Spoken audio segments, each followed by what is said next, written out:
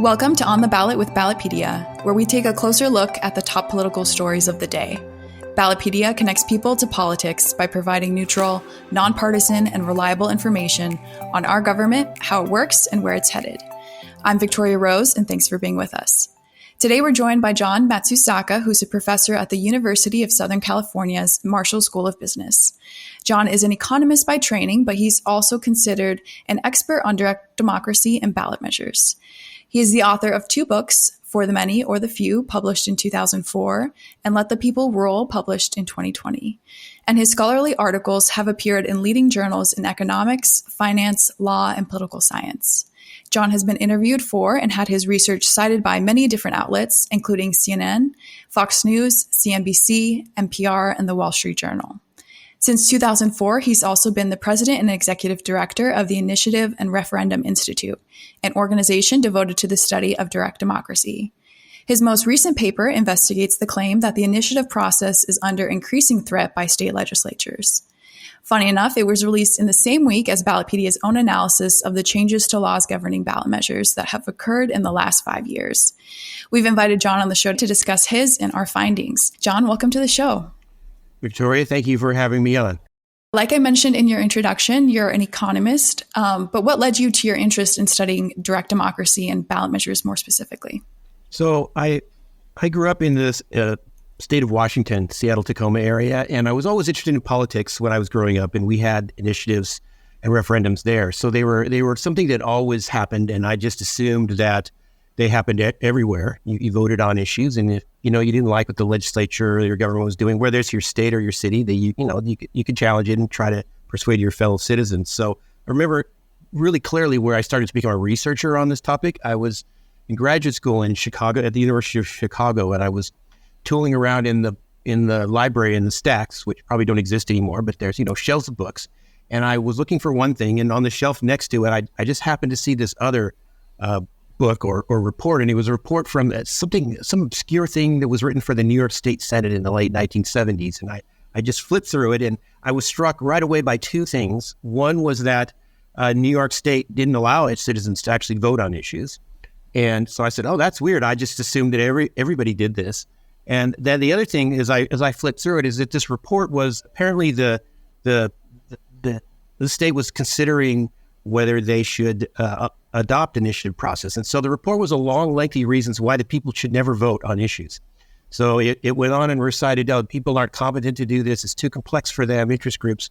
And I was shocked because I'd never heard this before, that not only that somebody didn't have it, but that somebody would think that you shouldn't let people vote because they're really not capable of doing it. And my heart said, well, that's wrong. Of course people should vote on it. But my head said, why? On what basis do I have my opinion? Do I think my opinion is right and theirs is wrong? So as a researcher, which I've been all my career, I started to think, well, how could you get data to try to actually parse through it? They're making some claims. I have some claims in my head. How can you actually get data and actually try to sort this out? And this led to one paper, which led to another. And here we are today, 30 some odd years later. We're going to talk about ballot measures, obviously, but I think we should define our terms before we get into that conversation, because like you said, it's not a thing that happens in every state, especially, initiatives don't happen in every state. So for our listeners, could you define ballot measures and maybe citizen initiatives more specifically? Sure. It can be super confusing because a lot of different words are used here, but it's really very simple. If you just think about what democracy is, most of the types of democracy that we know of are what we call representative democracy. So we elect people and they go make the laws for us. What ballot measures are is this other form, which is sometimes called direct democracy, which is we vote on the laws directly. And there's a whole bunch of things that people can vote on. And when they go into the ballot, there's usually a bunch of proposals on the ballot. The one that we get a lot of attention, that gets most attention, is what's called initiatives. And initiatives are the ones where those things appear on the ballot because some citizen group has got out and collected a sufficient number of signatures to propose a new law. So that's called an initiative. That's a type of ballot measure. There's also types of ballot measures called veto referendums. There's a lot of different names that are used here, unfortunately. But there's another thing citizens do. One thing is they collect signatures to try to pass new laws. Sometimes they collect signatures to repeal existing laws. Those are called veto referendums. Or there's a third thing that happens, things that people vote on, and those are things that the legislature puts on the ballot. And for example, August 8 in Ohio, there an issue which we're going to talk about, issue 1, that was voted on. Well, that was something that the legislature put on the ballot, and that's called different names here again, but legislative measure or legislative proposition. But all these things are ballot measures, but there's different words used for them because they differ in terms of how they get to the ballot and what they propose to do. Yeah, that was a very thorough definition. And just for our listeners, 26 states have some form of initiative or referendum. And this is a process that's established in the state constitution. So any changes often have to be passed onto the Constitution, but they're also governed through state law. And that brings me to our next question. Today, we're going to discuss this research regarding direct democracy. And I want to make some distinctions between our own analysis and then yours. Ballotpedia looked at both state laws and constitutional proposals, while you focus solely on constitutional amendments. Ballotpedia's analysis covered only 5 years, but you covered 60 years, which is really awesome. So why did you focus on constitutional amendments over state statutes or include both in your analysis? Yeah, let me just say in regard to probably just one thing which we just touched on, which is probably worth saying as well, because we're going to talk a lot about state level ballot propositions, but I sometimes think it's useful to remind people too that people vote on propositions in their cities and counties and so forth, and it's actually even more common. You mentioned 26 states have it, but it's even more common in cities. It's 80 to 90% of cities vote on this, so it's all over the country. So what I looked at I looked at constitutional amendments in my report. The reason I did that is I wanted to look at long-term trends, and actually maybe it'd be better to take one step back just so everybody knows what this is all about. But the question I was interested in, and I think the excellent Ballotpedia report was looking at too, is the question of whether there's a trend right now, a trend in attempts to restrict or undermine initiatives and referendums. So there's been much talk about this. I wrote my study because I was curious. I didn't know the answer. I've certainly seen a lot of things mentioned now, but I've learned that can be a little bit deceptive. So I wanted to count up going back. As you guys at Ballotpedia know, there's a lot of data out there for the last 5 years or 10 years, but you start going back after that, it gets really, really hard to find out what's been happening. So what you guys did, which was incredibly impressive for the last 5 years, is you got everything that the legislatures were doing. I couldn't see any way to do that going back very far. What we can get, which is what I looked at, is constitutional amendments. So what happens is that in most states, in all states, actually, initiatives and referendums appear or are part of the state constitution. And a lot of the details of how those things work, not all, but a lot of the details of how those work are in the state constitution. Things like what we saw in Ohio not that long ago, what's the percentages required for approval?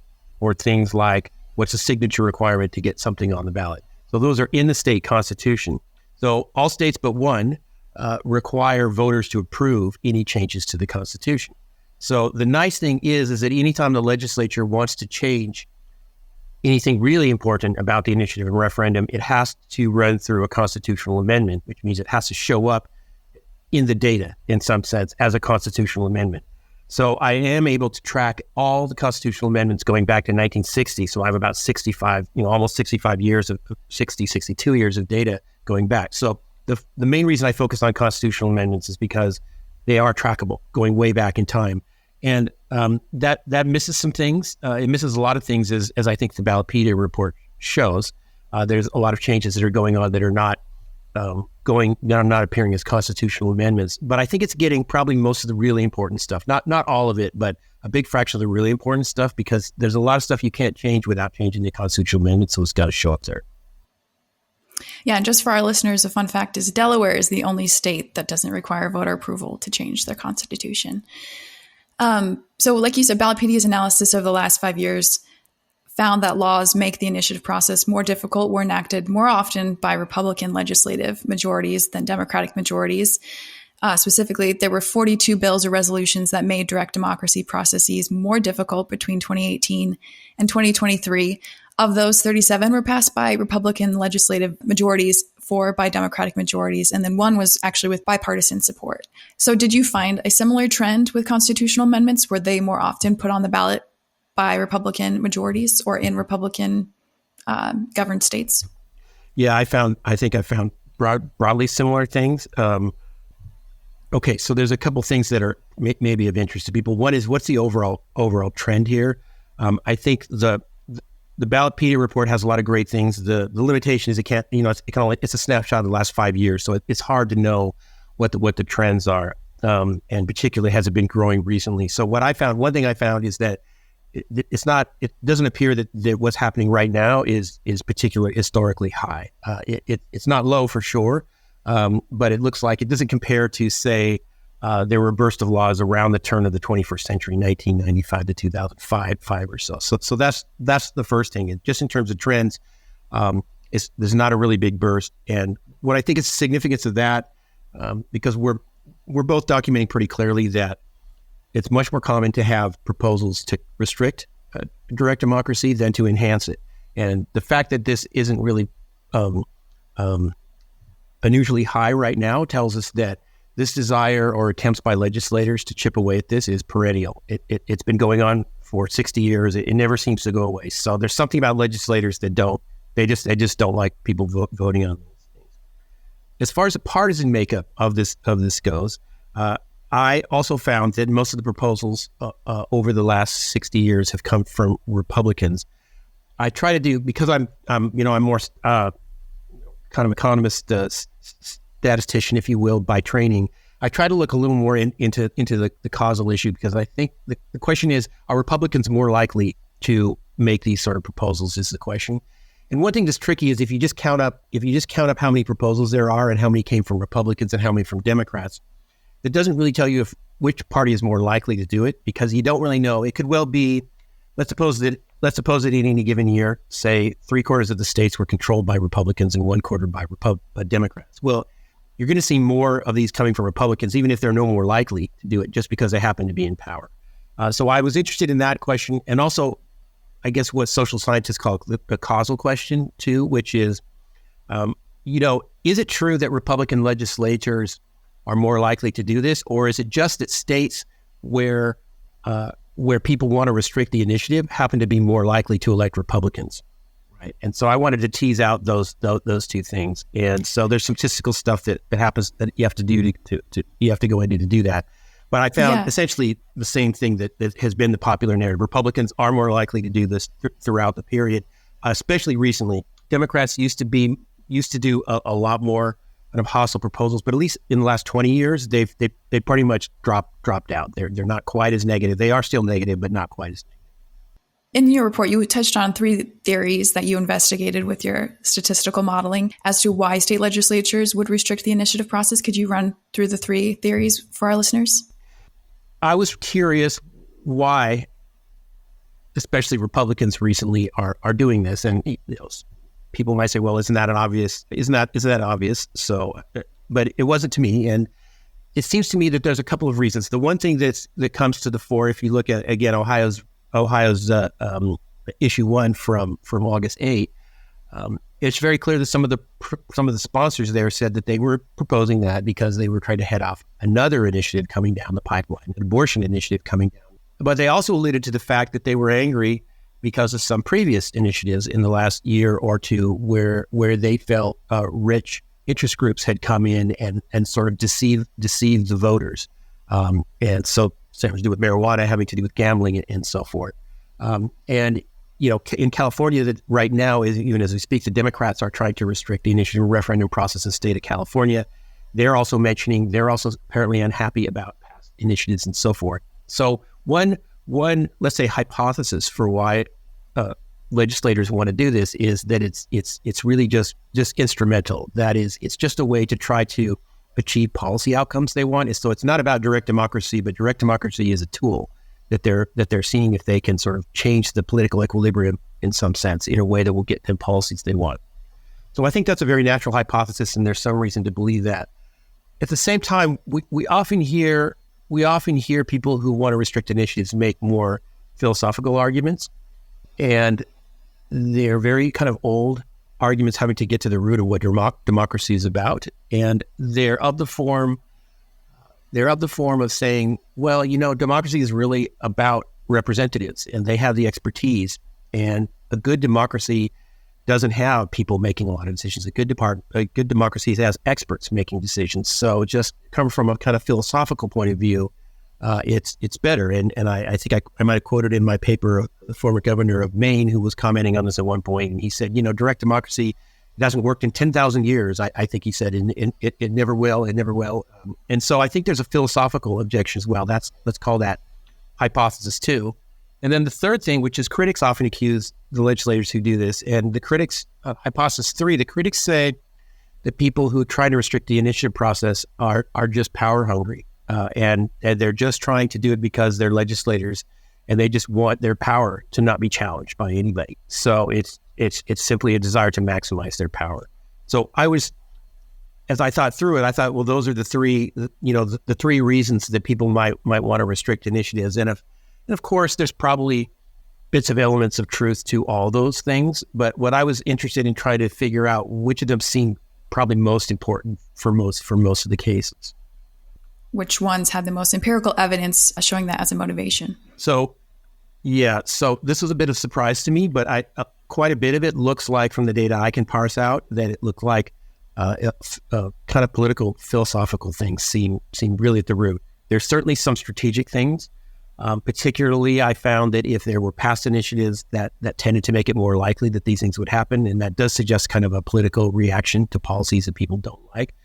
But I found that there was really a very enduring difference between the two parties that was invariant to all kinds of things that would happen in the local political environment, which was really hard to pin to any sort of local jockeying or issue-specific things. It looked like really kind of an enduring philosophical difference. I didn't find much evidence for the power maximization hypothesis. I thought there would be more. The kind of the basic implication, if that's why people are doing it, then you would expect both parties to generally agree. We're all legislators. Let's just keep the voters out of our business. But and I think the Ballotpedia report shows this too.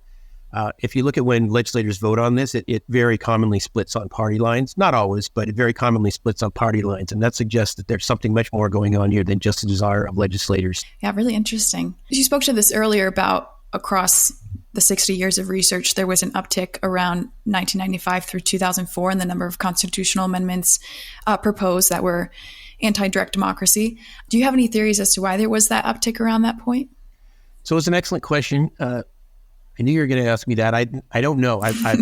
It's one of those frustrating things where you're not looking for it. It pops up in your data, and you tool around and you just can't figure it out. So I don't know. It's a bit of a mystery to me. I think it's knowable, but I just put my paper out very recently. The Ballotpedia thing came out recently, so we haven't really had systematic data so far. So I think we'll unravel that, but I don't actually know. I don't even have a good guess. Were there any patterns or differences in the types of amendments proposed by Republican-controlled state legislatures compared to those proposed by Democratic-controlled legislatures or even divided legislatures? So I didn't look in detail at party differences because there weren't a lot of data. I think the Ballotpedia report looks into that a little bit more.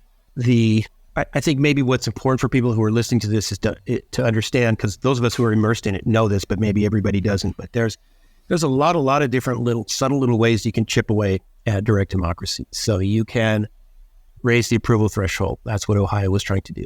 You can require more signatures to be collected. You can require people to collect signatures in obscure parts of the state where it's really difficult to find people. You can give people less time to collect signatures. You can make it easier for the legislature to repeal something after the voters pass it, which, believe it or not, sometimes they do. Sometimes the voters pass something, the legislature says, no. This happened recently in South Dakota. So they can do that. So there's a whole bunch of different ways that people can chip away at it if they don't like it. The main thing I noticed is that they chip away at all different dimensions of it. It wasn't just one thing. Signatures was the most common one, I think, that I was finding, that they try to make it harder to collect signatures. But I didn't find a particular party pattern on that. Yeah, I think our research found something similar in the laws, that the most proposals related to making the process more difficult related to circulator requirements, which is signature gathering requirements. Yeah, so that's been a longstanding plan. One thing about initiatives, which is for those remember what those are. Initiatives are the ones where you collect signatures and you propose your new law, and they're the most highest powered version. Is that you have to collect signatures, and that's actually a pretty costly thing to do. I think when most people think of this, they're kind of imagining that there's volunteers out there in front of grocery stores and so forth, and there is some of that. But in most states, especially of any size, what happens is you have to pay people to go out and do that, and it costs money. And so one way that is very common to undercut the process is to try to prevent people from paying petitioners, and it's often cloaked in saying, well, this will prevent fraud or something like that, as if paid petitioners are more inclined to be. But I think most people who follow this don't read it as so benign. They read it as more of a kind of a way to pitch a restriction on a process that doesn't look like it's that much of a restriction. It's kind of pitched as a good government thing, but it's actually super important. If you make it hard to collect signatures, you can really curtail the process. And we have very good data. We know that if you start making more signatures required, fewer things reach the ballot. So this is a well-documented effect. So that's one part of the process. The last part of the process is obviously voter approval. So how did voters respond to these proposals at the ballot box? So I found that voters did not always pass these proposals, but they often did. They were, there's an interesting distinction. If the legislatures proposed a constitutional amendment that expanded the initiative process, made it easier to use, I think I got almost, not exactly, but very close to 100% of those passed. So the voters were all on board with that. If the legislature proposed to restrict it in some way, I found that most of those passed, but it was much lower. Something I can't remember off the top of my head. I think it was in the order of 60% of those proposals. So voters will go along with some of those changes, but they're much more suspicious of those. And my kind of observation is that if it's a really big change, they're much less likely to do it. So I'm not at all surprised that Ohio voters turned down issue 1, because we've seen other states where big changes like that that are so transparently designed to achieve political ends. The voters aren't fond of that. And we also have, going along with that, we have a lot of polling data that asks voters, what do you think about voting on issues? Do you think that's generally a good idea or generally a bad idea? And we know that voters, by 2-to-1 margins in almost every state, think it's a good idea to vote on issues, and that cuts across all party lines. So voters believe that that's a good thing in democracy, and so chipping away at is not something they're very receptive to at an instinctive level. And do you think the outcome from Ohio Issue 1 on August 8th has any effect on future proposals, whether or not that'll sway the likelihood of others passing or even state legislatures putting them on the ballot in the first place? I think people will look at that and they'll learn something from it. I suspect they'll keep doing it because this story, it'll get forgotten after a few years, and people will forget it. Just like I didn't know some of these things that happened in the 1960s, 70s, 80s, 90s till I collected it. So our memories are not that long. So yeah, people come around and they'll do it again. But I think at least for a few years, people will realize that this is not something it's so easy. You can't just spin a story about how you're trying to protect the voters and they're going to fall for it. And just, I think the story is it's important to understand the story that was being told, because in a way it's really a stretch. The story was in Ohio. The story was that we need to make it harder for voters to approve these laws to protect them from rich out-of-state special interests. So that was a story that was given by the people promoting that. Well, now I just want to kind of pick your brain about what you are watching in the ballot measure world moving forward, heading into 2024 and beyond. Is there any trends you're watching?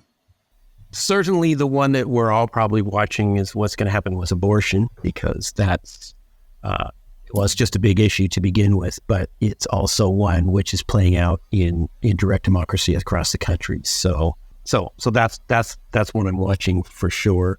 The Supreme Court, when it repealed Roe versus Wade, was, I think, pretty clear to saying, you guys have to work this out yourselves through democratic processes in states. So I think they intended it to go back, through a democratic process. And I've written, in fact, I have a long part in my book which talks about this as well, how the U.S. was very abnormal for Western democracies in the way it handled abortion, because almost all the other democracies did it democratically through legislatures or through referendums. We were one of the very few where 9 unelected judges imposed a policy on the country for many years.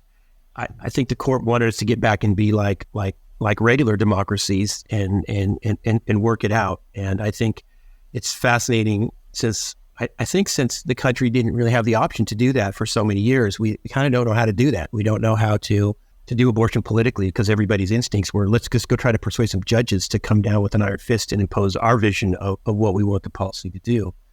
But I think that's also playing out a little bit, where I think we're seeing some legislators, and I think this is particularly becoming a problem for the Republicans, is that they're not thinking it very politically in terms of this. They're kind of thinking still a little bit in the judge mentality that we're going to impose our best policy, because the opinion polls are really, really clear on abortion, in that there's this very, very little support for voters for either of the extremes. There's a vast majority of Americans who want it to be legal at some early phase, become illegal at some later phase after viability, and then there's a gray area in the middle. And it just seems to me that we're ultimately a democracy. We're going to end up somewhere in the middle, which is where all other Western democracies are frankly, is that it's sort of illegal somewhere in the beginning. It's legal in the later period. And, we can argue about where the lines are. And it seems to me that's where we're ultimately going to go in all these different states. But I think some of these Republican legislators are not thinking about, okay, there's an acceptable zone here. Let me go to the place in the zone I want to go. But they're going somewhere that's kind of not even in the acceptable zone for the majority. And that's why they're attracting these initiatives to come in and overrule them. So I suspect over time, legislatures will start to go, you know what, if it goes to an initiative, it's going to go, I don't know where it's going to go. It's very unpredictable. So let me choose something that I think will stick. And I think that will lead to moderation amongst all of them. Again, it's not that people need to give up their principles and so forth. People should fight for the things they want, but we are a democracy. And if, 80 or 90% don't want what you want, it's honorable in a democracy to try to persuade them, but also at some point you have to give the majority, it's a majority rules sort of thing, right? And so I think we're having that play out in initiatives where we're seeing extreme proposals that are being shot down by the voters. And I think it's part of our educational process as a democracy, how to do this issue, which we haven't had to do. So I'm just really interested to see how that works out for us. I think that people are worried about American democracy. They think there's a lot of stress under it. So I think this is a test. Can we do this in a reasonable way? And we're going to argue and fight about it, but can we get to a point where everybody feels comfortable that it was done fairly? It's not exactly what I want, maybe, but that's democracy never is. And no, other countries have done this. Most recently, I think Ireland had a national vote on this, and they fight it out, and people have passion, but they take a vote, and then people say, you know what? The losers say, well, I lost, but that's it's democracy. I'm going to keep trying to persuade you afterwards, but let's move on. That's fair, and that's the way we do it. I think Americans can do this. I think we can still find middle grounds and find things that people can live with. But I'm watching. We'll see. Yeah, it's all very interesting. It's definitely something we're watching closely. You're obviously a Californian. Are you watching any California ballot measures on the ballot in 2024, or do you have any thoughts on past ballot measures in California? There's always interesting stuff coming up in California. And this is actually a good point a good time just to make the point that one of the interesting things about ballot propositions is that although I think that as we I get asked by people who are say doing national stories about trends. They're trying to find national issues that are going on, but it's good to remember that probably most of the stuff that goes on in the ballots is stuff of very local interest. It's super important things, but it's of local interest. So a lot of stuff isn't trends. It's just things that are going on in the state.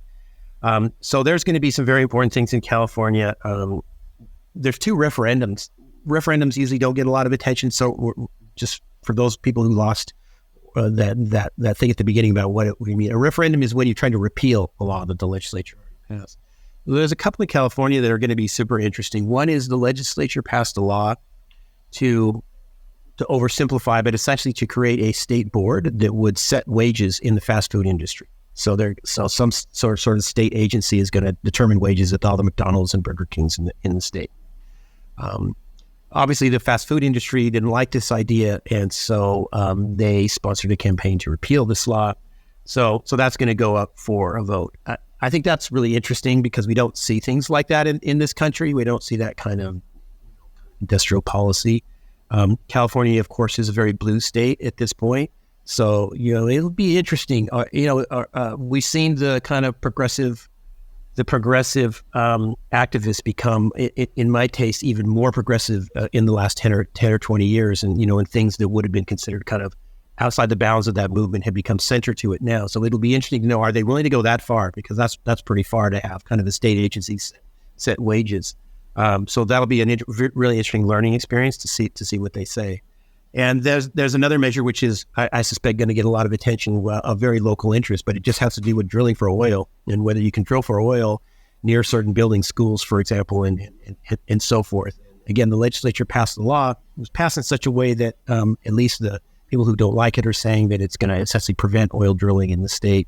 And so the oil industry has sponsored a proposal to repeal that law. So there'll be a ton of money into that one, I assume, too.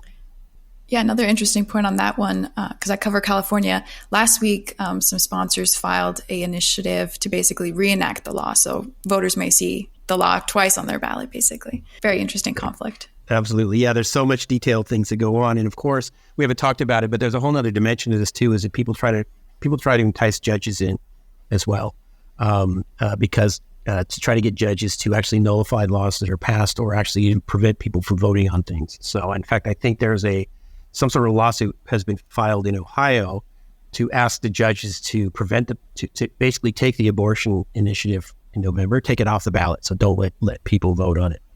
So judges have been willing to step in sometimes. I've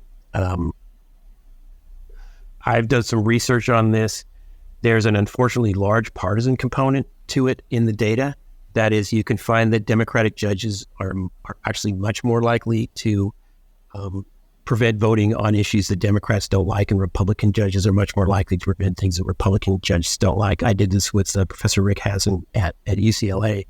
So I'm hoping that judges will, be very hesitant before they wade into this, because telling the people you don't get to vote on something for often technical reasons, I think, is the sort of thing that makes people skeptical about democracy.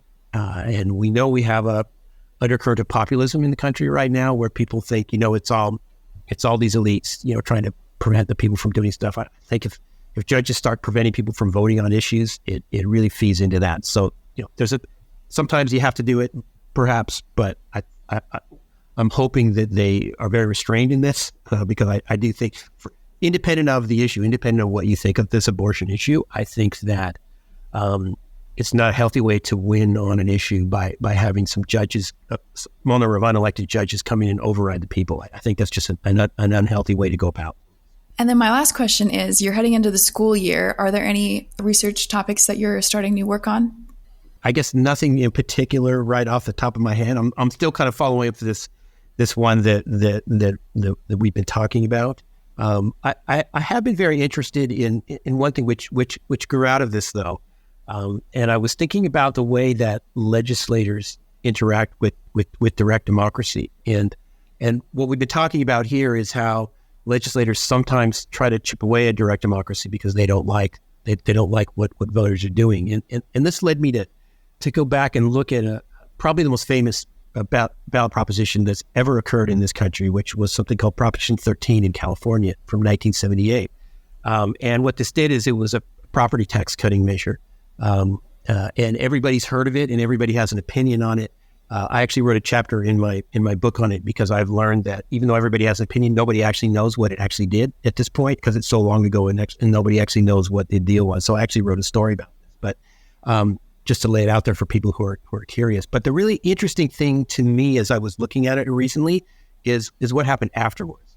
So again, this was a big tax cutting measure. It was opposed by really everybody in the state. So the sitting governors, Jerry Brown at the time, a Democratic governor, the legislature, all the major Republicans, including some that went on to become governors of the state, all the major corporations, all the labor unions, all the major media outlets, all the kind of good government groups, everybody in the state was opposed to this. It was going to ruin the state by cutting up the revenue source.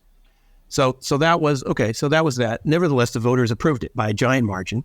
And so that's the story that's always been told. But what I've been fascinated by recently is what happened afterwards. So what we typically see nowadays is that what happens is that happens, and then the legislature start thinking, okay, how can we stop people from voting on this? How do we stop?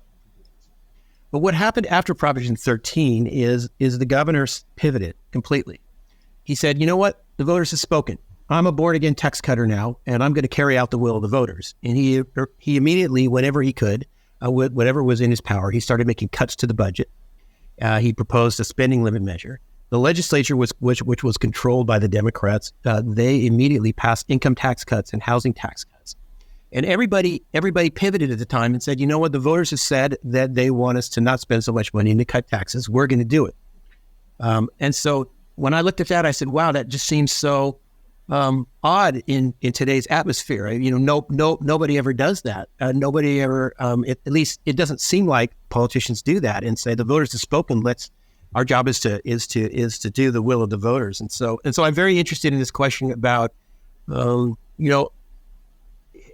has this changed? What was that just a weird anomaly that happened to happen in California at that time, or were our leaders more willing to listen to voters? Because you definitely get the impression nowadays that a number of our elected leaders kind of think the voters are kind of obstacles to things that they want to do, rather than the voters are the people they should be listening to get the guidance on which directions to go. So I don't really know the answer to that. I just have this particular super important case in mind. So I would really like to learn more about this. And, part of it is, like many Americans, I'm a little concerned about, is our democracy working at 100% efficiency? Maybe not. And so it's interesting to look at other periods.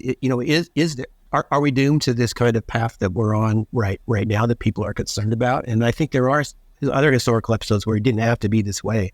So I'd be interested to know, well, why was it different? And is there a way, can we get back to that? That sounds fascinating. It'll be interesting to see if there is some sort of relationship or what the future may look like based on that one scenario. Well, thank you for joining us again. And for our listeners, you can check out John's work on direct democracy and some of Ballotpedia's research that we discussed today at the link in our show notes. Make sure you subscribe to On the Ballot wherever you listen to podcasts. I'm Victoria Rose, and thanks for listening.